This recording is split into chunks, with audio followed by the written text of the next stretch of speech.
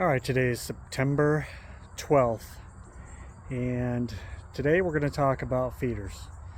So the feeder I'm going to go over today is the Bank's Feedbank. This guy here. I have it filled with corn. It's supposed to hold 300 pounds of corn. I could get about 330 pounds in it. It's a pretty good feeder. This feeder is about 6 or 7 years old. The lid just goes on, snaps down. It is high, so I just crawl up on my tractor and put it in.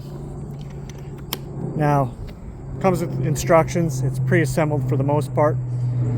You can extend these or open these up more, so more or less corn comes out, or feed, or whatever you put in it, and it'll tell you how deep to put the pole in the ground, so you're at the height where hopefully only mature deer or bigger deer can get in there, but the squirrels will help you spread the corn, I guarantee you that. So no matter how much you open up the little valves inside via these little wing nuts that are up in there, they're hard to see, the squirrels will eventually chew those out. This thing has taken a lot of harassment. You see the squirrels? So the squirrels after a while will figure out how to jump up and land on here, and they're smart. So they'll get on there, and but this saves me a lot of money. The raccoons really struggle to get on here, which is a good thing. But when I have a lot of raccoons, I foothold trap them, but that's a different video. This feeder's been pretty good. The deer they don't take a long time to adjust out of it, although I don't have a ton of mature bucks hitting it right now, so they're not too bad. The bucks will eventually hit it. It's just a lot of it's at night. I don't hunt over the feeder. I will kill some does from it, but for the most part I use it just as a place for the deer to go and get some food, and then I hunt the trails to it. But mostly it's to kill some does out of, get some meat in the freezer, and all those sort of things. In Maryland, everybody's running corn, so if you don't, they're going to kind of pull the deer off your property, into their property, and so stuff like that.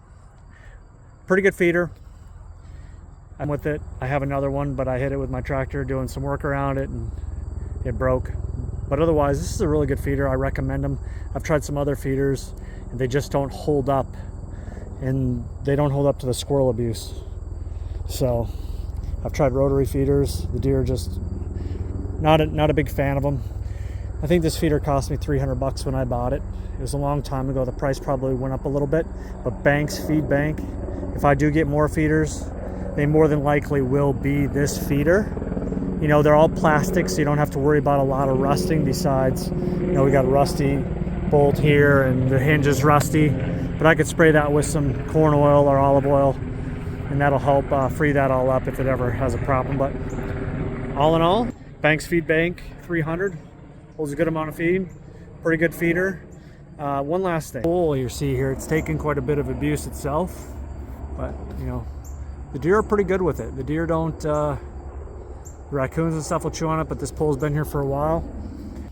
Don't have a problem with them using it. So I'll send some pictures of the deer using it, so you guys can see all that. But good feeder, one I recommend the most. And I'll post some reviews on some of the ones that I've tried that didn't really work out and why they didn't work out.